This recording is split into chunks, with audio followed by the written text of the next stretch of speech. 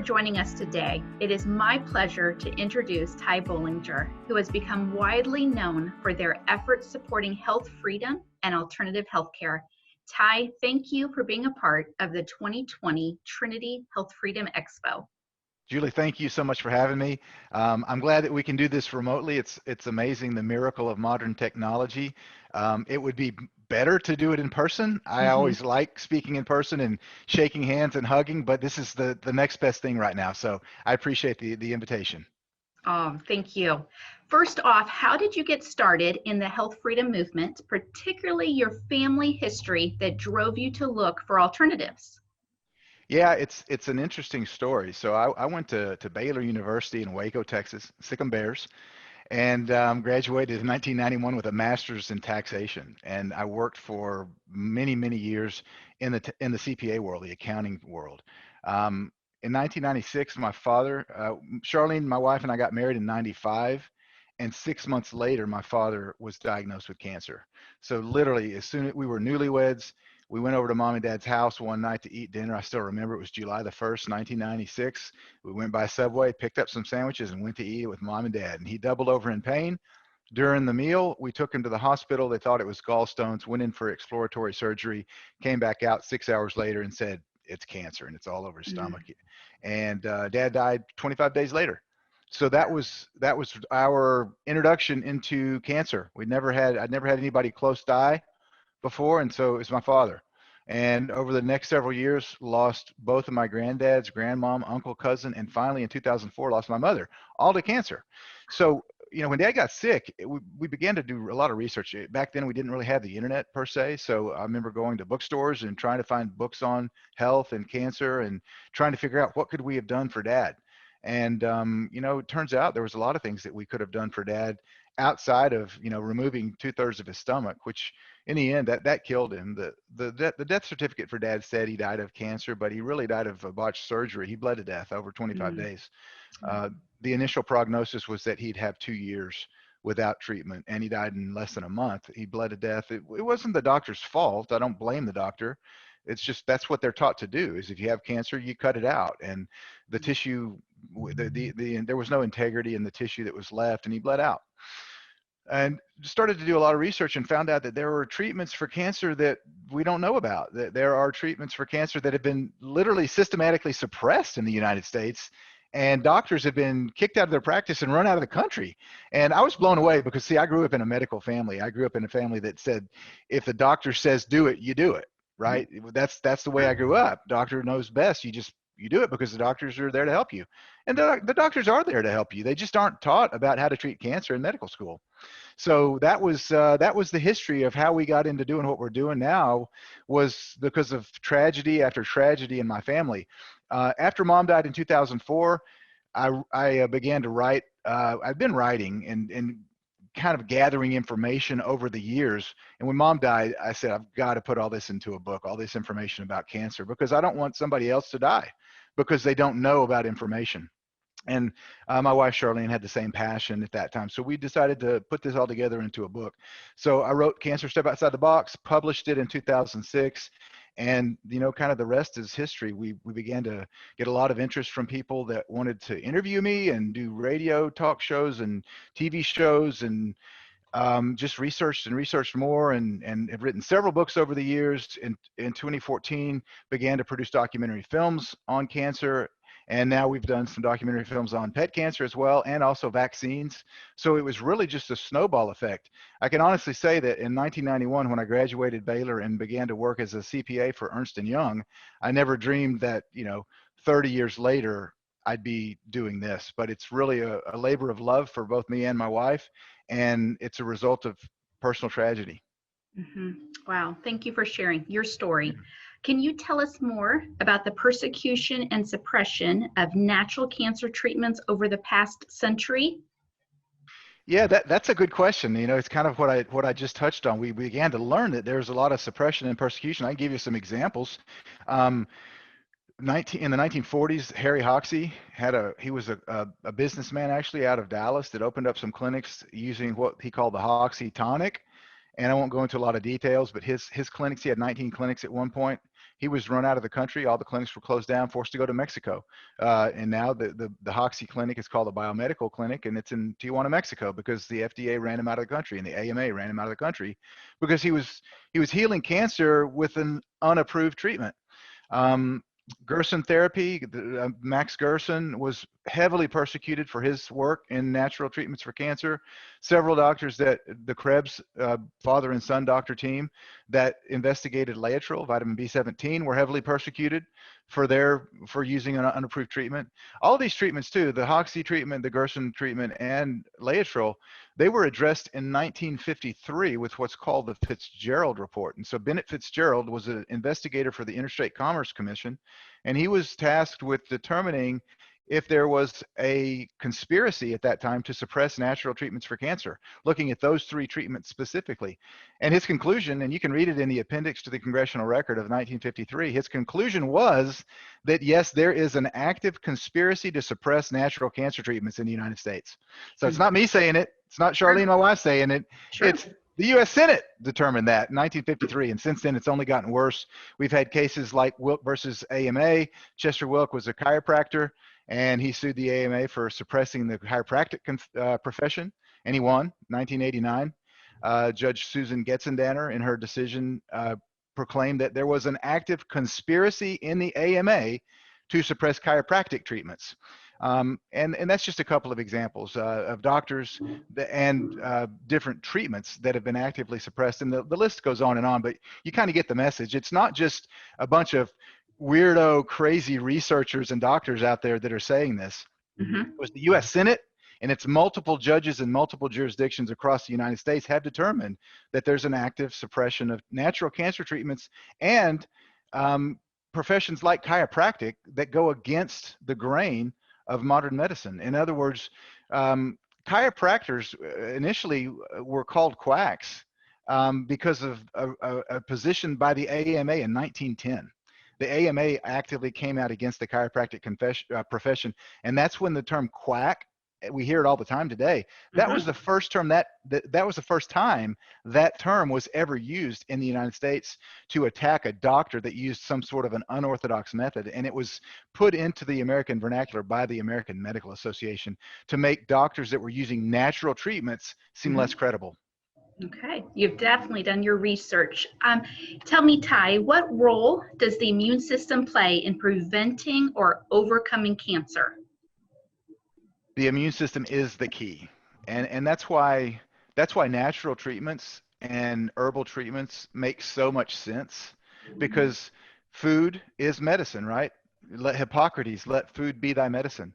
And with food being our medicine, then if we eat a good diet and we detoxify, then that helps our immune system to fortify the immune system, for lack of a better term, so that it does what God made it to do, and that's to defend us from invaders, right? A healthy immune system, you cannot get cancer if you have a healthy immune system. It's only when the immune system's compromised that cancer takes a foothold. Because see, we all have cancerous cells. That's just a normal process in the body.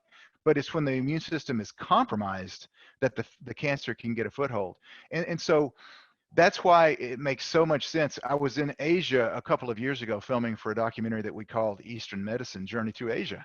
And we were interviewing doctors across 7 countries, what they do to treat cancer. And I interviewed a lady in Taipei, Taiwan, and she mentioned the fact that she had been diagnosed with breast cancer. And they it was diagnosed at the end of 1 week, and they literally told her at the first of next week, you need to start chemo and radiation aggressively because you're going to die from this cancer.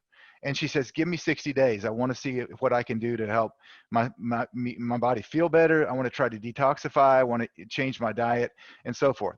So all she did was that she went to a raw diet and began to eat organic fruits and vegetables. And she cut out all of the processed foods that she was eating. And lo and behold, 60 days later, she went back to the doctor and they could not find the cancer. And they were blown away. They're like, what happened to the cancer? It's gone. And they said, what did you do to treat it? And she said, I didn't do anything to treat it. I just changed my diet.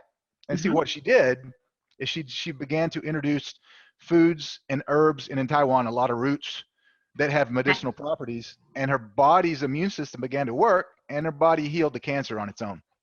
So Wow. that's why the key to treating cancer and preventing cancer is making sure your immune system's strong. And that's one of the reasons, quite honestly, Julie, that chemotherapy really makes no sense to me personally as a cancer treatment, although it does kill cancer cells. But that's just a symptom that there's something that's gone wrong in your body, that your Hmm. body's nutritionally deficient or it's overly toxic or whatever. But that doesn't make sense to cure cancer, right? So when you have somebody that has a compromised immune system already by definition, otherwise they wouldn't have cancer, and then you bombard it with these round after round of chemotherapy that is immunocompromising, right? I mean, every doctor knows that cancer or that chemotherapy will compromise your immune system. That's well known. I mean, it's poison. So that's why it just, to me, it does not make sense to treat cancer with chemotherapy. Not that there haven't been people that have treated it with chemo and have recovered, but as a protocol, it doesn't make sense to me because the problem is not the cancerous tumor. That's a symptom that your immune system has failed. And so if you go to the root problem and you Right. provide nutrition to correct your immune system failure, it resolves problems on its own. Okay. Ty, are there already cures for cancer? Yeah, that's an interesting question coming to a guy that's produced several documentaries called The Quest for the Cures. Mm-hmm. But as weird as it might sound, or as odd as it might sound, I don't believe there are cures for cancer. And here's what I mean by that. Somebody will take that soundbite and put it out there. Hey, it doesn't say that, doesn't think that. Let me explain what I mean by that. Okay.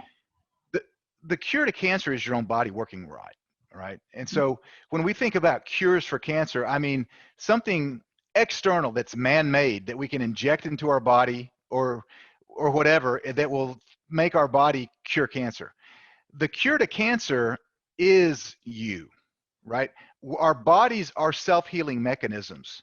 So what I mean by saying that there are no cures to cancer is really cancer is a natural process that occurs in the body, and it can be overcome by proper nutrition, proper detoxification, proper hydration, exercise, moving the body, helping the lymphatic system, which is one of your body's detox systems, to flow.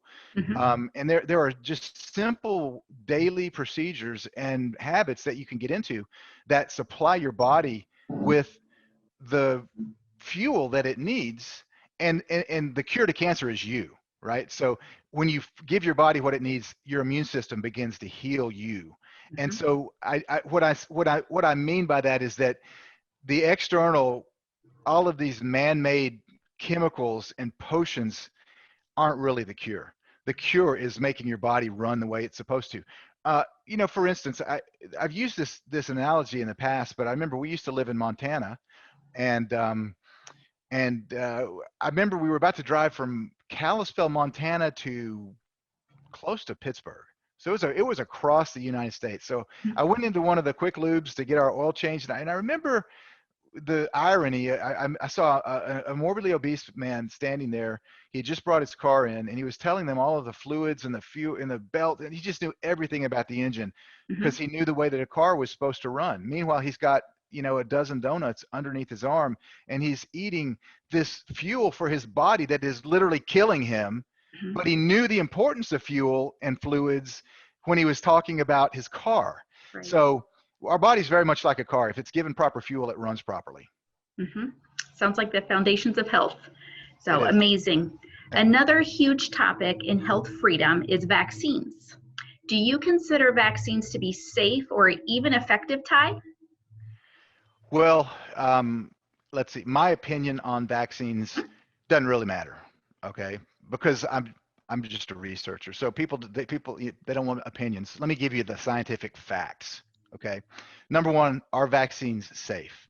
Well, over the last 30 years, since 1986, there was an act passed by Congress that gave vaccine manufacturers immunity from being sued. Mm-hmm. So I don't know if you're aware of that. Most people don't know that you cannot sue a vaccine manufacturer even if they kill your child. So over the last 30 years, over $4.5 billion with a B has been paid out from the vaccine court, which is run by the Department of Health and Human Services, to families of damaged children and adults as well that have been killed by vaccines. But the money doesn't come from the vaccine manufacturers. They have immunity. The money comes from a 75 cent per dose excise tax on every vaccine that's sold. So it actually comes out of our pockets. The people and insurance companies pay into this slush fund of cash.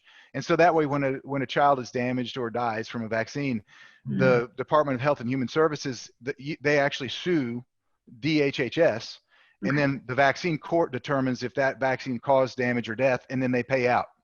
So are vaccines safe? Well, the court has ruled $4.5 billion of damage over 30 years. I would say that the science or that fact alone will tell you that they're not safe because the courts ruled that they injure. So you can't, it's cognitive dissonance. You would have to have cognitive dissonance to say, yes, they're safe, but the courts paid out $4.5 billion for damage. Those two can't mesh. They're either safe or they're not. They're not safe. Here's another tidbit that would interest you, and this is not my opinion.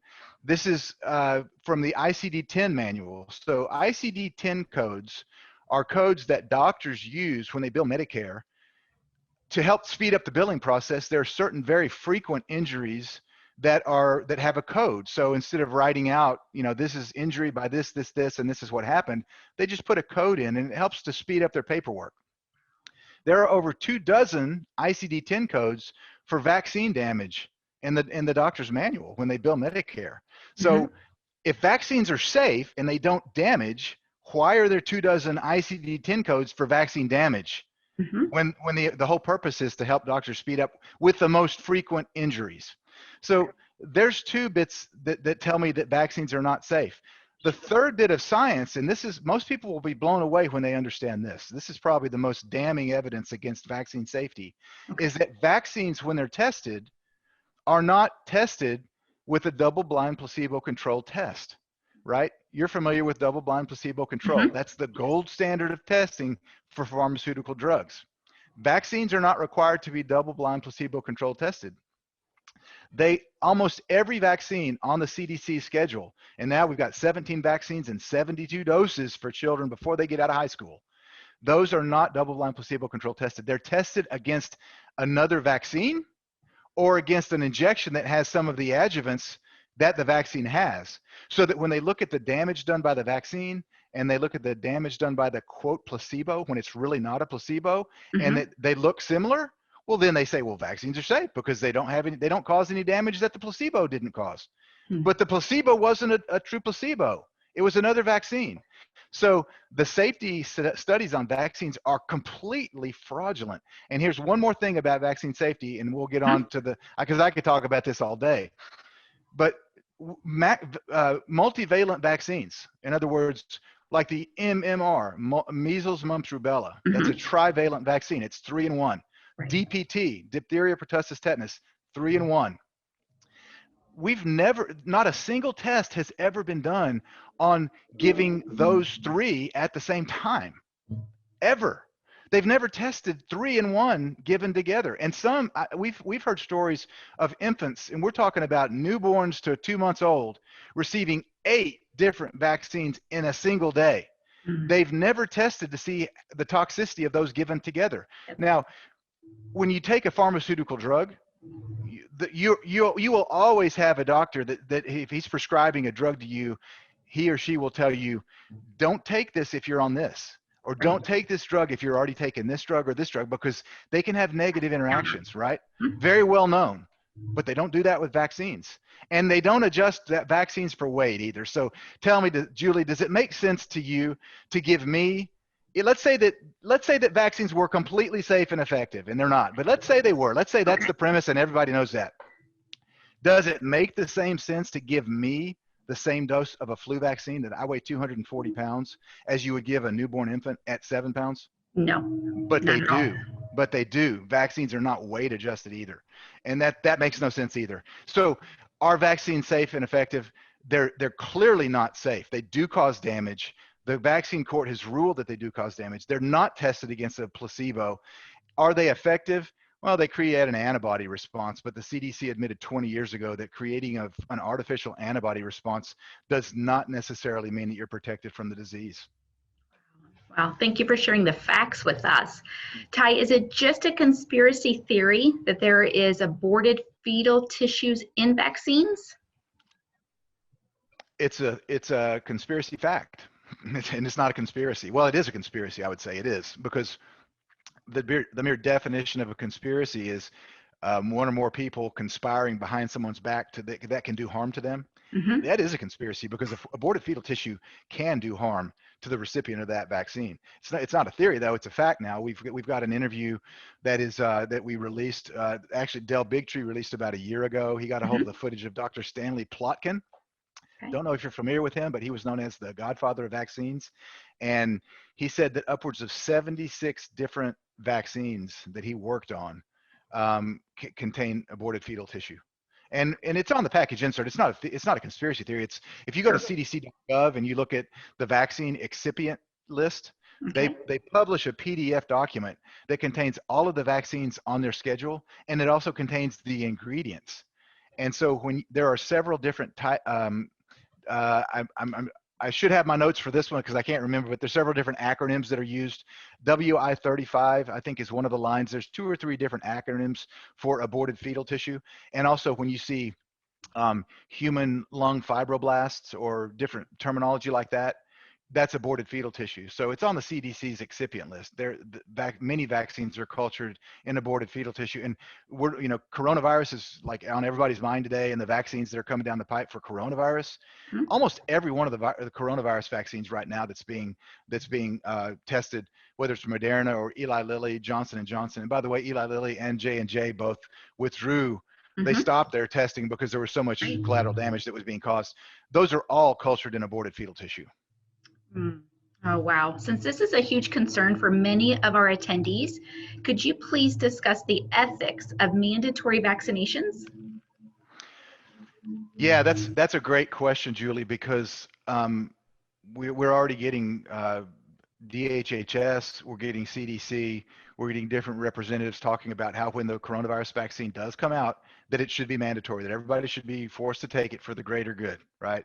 Well, that's really concerning for many reasons. Number one, we see that they're not safe. They're rushing, they're passing the animal testing. They don't do true placebo testing, which I already told you about. So we even if they did the animal testing, when they get to humans, they don't do a double-blind placebo-controlled test, so we don't know if they're safe. One of the concerning things about the COVID-19 vaccines that are coming out is they're mRNA vaccines, messenger RNA. Messenger RNA vaccines have never been approved for humans, ever. This would be the first one. FDA's never approved an mRNA vaccine because mRNA vaccines actually send messenger RNA into your genetic sequences and change you from the inside out. They genetically modify you. And so there's a lot of concern, even from people on the other side of the aisle that might be, quote, pro-vaccine when it comes to all the other vaccines. A lot of them, including Paul Offit, who's I've never agreed with on almost anything, he says these mRNA vaccines are dangerous. We need to watch out for the mRNA vaccines because they've never been tested. We will be the human guinea pigs. And if they force them, then they're violating the Nuremberg Code, right? So vaccines are a medical experiment. They're not safe. They've never been proven safe. They've never been proven effective. So by definition, they're a medical experiment. So if parents want to vaccinate, that's their choice. But once you get to the point where you force a group to be vaccinated that does not want to be vaccinated, Mm-hmm. that falls under the umbrella of the Nuremberg Code. And the Nuremberg trials were after World War II Germany, and you had all of the butcher of Auschwitz, Joseph Mengele, and other just horrendous human beings that experimented on the Jews in the concentration camps against their will, of course, because they typically kill them while experimenting on them. And the Nuremberg Code says if you're gonna do a medical experiment on someone, you have to give them the choice to say no. It can't be forced, and you have to inform them of all of the risks. Mm-hmm. So neither of those things would happen with a coronavirus vaccine. They'd stop you and jab you. Is what we're hearing. Checkpoints. You can't travel between states without a vaccine. That violates the Nuremberg Code. So there is no ethics to forced vaccination. And my position would be the same if it were a procedure that was good for 100% of the people that took it, which vaccines are not, Right. and there was no side effects. It would still be, you can't do that because we're free human beings that have the choice of whether or not, let's say that apples had been determined to be good for everyone. Well, should they stop us before going into the grocery store and make everyone eat an apple because they're good for everyone? Mm-hmm. No, because we're free human beings and I may not want to eat the apple. Sure. You take that to the nth degree with a vaccine that's been shown, vaccines have been shown to kill, and they force that on you. It violates the Nuremberg Code. It violates everything that we thought about the United States being a free society. Right. Absolutely. Ty, I'm certain I already know the answer to this question, but is health information being censored today? You know, it's interesting that you asked that today because just earlier this month, Facebook came out and they said that they will openly censor and delete any ads that question the safety of vaccines. Okay. Now their policy as of about a year ago was that if you, they will censor posts that have questionable science to back them up. Okay. But now they've taken it a step further and they will censor all ads. They will not allow ads on Facebook. And this is just the Facebook, but Twitter, Instagram, Pinterest, all of the social media tech giants have the same policy now. If you question vaccines, if you discourage someone from getting a vaccine, they will not let you post that ad. And now they're not just letting us post ads, but if we do a blog post or whatever, a social media post, Mm-hmm. and it has any kind of information about, vaccine hesitancy, no one sees it. So they've throttled all the traffic. I guess that you call that shadow banning. But Okay. yeah, it is insane the amount of censorship, especially when it comes to cancer treatments. And now the vaccine is taking it to the next level. They will not allow that information. And which begs the question, why are they censoring information when there is science to back up the fact that we should be concerned about vaccines? Well, it shows you the impact that pharma has. It shows you and you look, people don't understand that most people think the oil lobby in DC is the biggest lobby. The biggest lobby in DC is not oil, it's pharma, 2-to-1 to oil dollars. So they've bought the politicians, they've bought the lawmakers, and so that's why it's so difficult to go up and get anything done when there's this censorship's going on, because I don't know what the percentage of politicians, but there's a good percentage of politicians that receive checks from pharma to make sure that vaccines aren't questioned. Okay. What is the best way to fight censorship and maintain freedom, Ty? The best way to fight censorship is to speak out against it. A lot of people are afraid to speak out, whether it be because they're afraid they'll be called a conspiracy kook or a quack. They're afraid of losing friends. They're afraid they might offend their family. It's time to draw a line in the sand at this point and stand up against, I call it, tyranny against truth and tyranny against information that can save your life. We can't remain silent any longer. There's, and some people might not speak out against it because it doesn't directly impact them at this point. But look, according to the adult immunization plan by the CDC, it's this, if you're listening to this and you're like, well, my kids are grown, doesn't really affect me, it just affects them. Maybe it affects their kids, but I'm older and I don't have to worry about this. That's not the CDC's plan. According to the adult immunization plan of the CDC, by 2030, they plan to have if they get their way, they plan to have every adult in the United States caught up on all their vaccines. That's a decade from now. And I don't know about you, but I haven't had a booster shot since I was 12. So how many boosters are adults supposed to have had? How many dozens of boosters should we have had by the time I'm 52 now? And that it goes for every adult in the United States. And they want to catch us up on all the vaccines that we've missed over the last 30, 40, 50 years. They're coming for you too. So, I mean, it's time to stand up and time to make your voice heard and let people, let the government know, let CDC know that we're not going to accept forced vaccines, that we're not going to accept mandatory medicine, what I call gunpoint medicine, that this is our line in the sand and you're not going to forcibly inject us or our kids, because it's just time. I'm trying to think of the pastor's name in Nazi Germany, and I think his name was Dietrich Bonhoeffer, but maybe he's not this is not his quote, but I think it's Dietrich Bonhoeffer's quote. But he said, they came in World War II Germany, they came for the trade unionists, but I didn't care because I wasn't a trade unionist. And then they came for the philosophers, but I didn't care because I wasn't a philosopher. And then they came for the Jews, but I didn't care because I wasn't a Jew. And then they came for me. and there was no one left. Right. And so that's the slippery slope that this is going down. Don't think because you're not involved in the vaccine industry or you're older and you've already got, you don't get vaccinations anymore, or maybe you don't have cancer, so you don't care that they suppress natural cancer treatments. Eventually it's going to affect you. And so it's time to draw the line in the sand and just say, look, enough's enough. We're not going to allow this censorship anymore. And, even as of really, really recently, we're seeing other censorship by the tech media giants that has nothing to do with health. And they're censoring companies like the New York Post, like newspapers like the New York Post. They're not letting them get their stories out. It's bad. And so it's time to draw the line in the sand and say, enough's enough. We're not doing this. We're not communist China. Yeah, wow.